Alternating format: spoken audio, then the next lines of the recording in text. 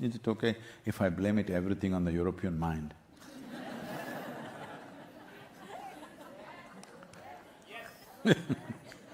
No, it's not all their fault, but they played a significant role.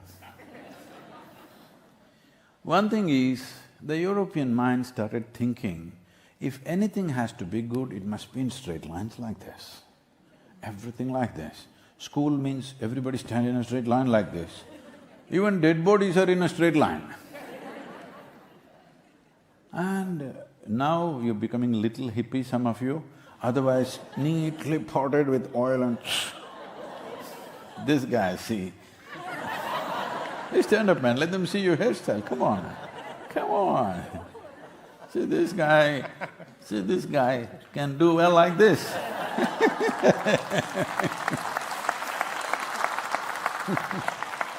It's okay, because this is the design of nature, simply like that.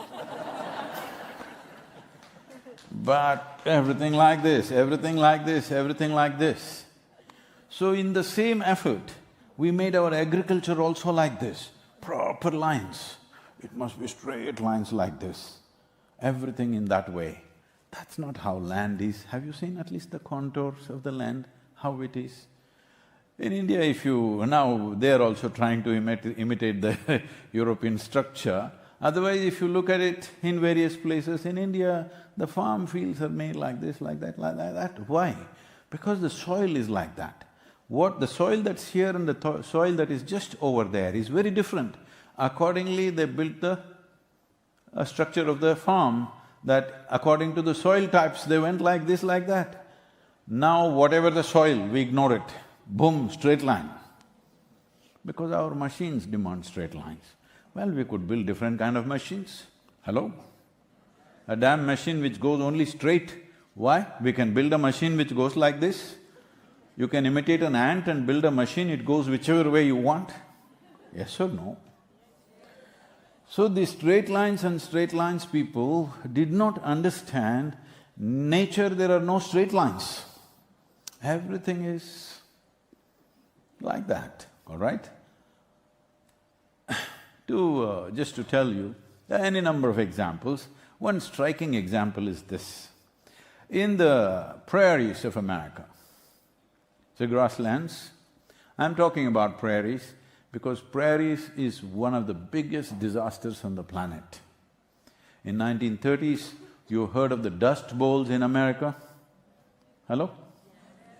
Where millions and millions of tons of dust or powdery soil flew with the winds and came to the East Coast. People experienced the Dust Bowl in a big way because New York City and Washington, mostly New York City, I think, New York City got inundated with sand and soil. The buildings stopped this soil and huge heaps, millions of tons of soil landed on New York City.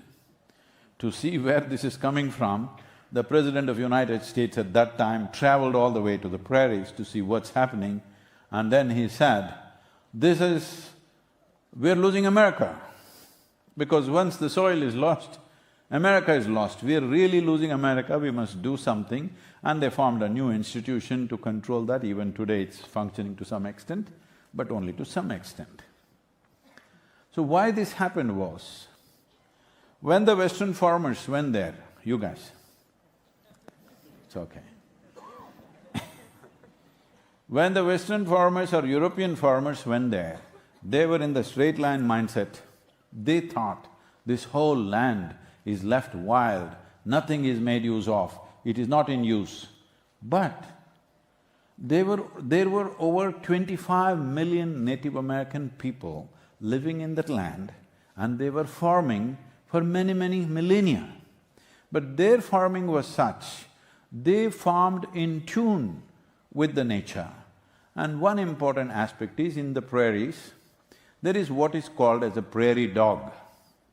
A prairie dog is actually a rodent, a larger size, and these prairie dogs have dug tunnels like your lungs in the earth.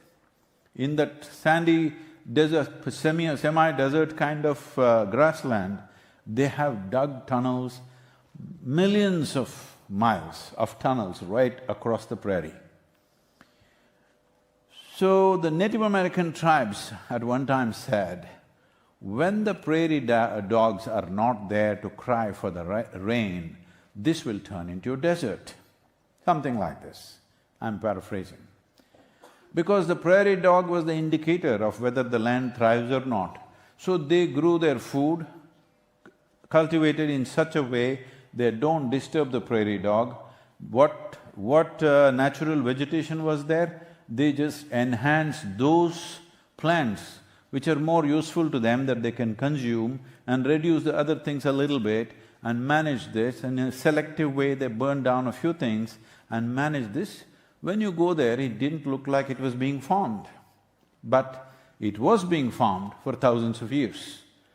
But without destroying the soil, without destroying this, they gave tremendous significance to the prairie dogs because they had dug up millions of miles of tunnels inside the grasslands. Because of this, when the moon came up, let's say a full moon or a new moon, when that happened, when the tide rose in the oceans, here also a tide rose.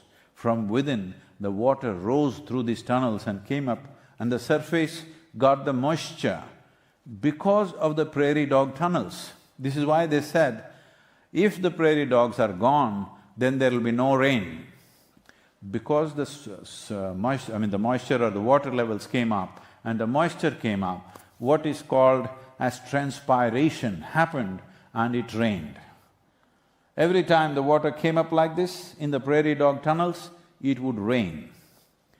Now when the European farmers went there, they couldn't understand, they thought these rodents are a big problem and they tried to shoot them, but they were in millions.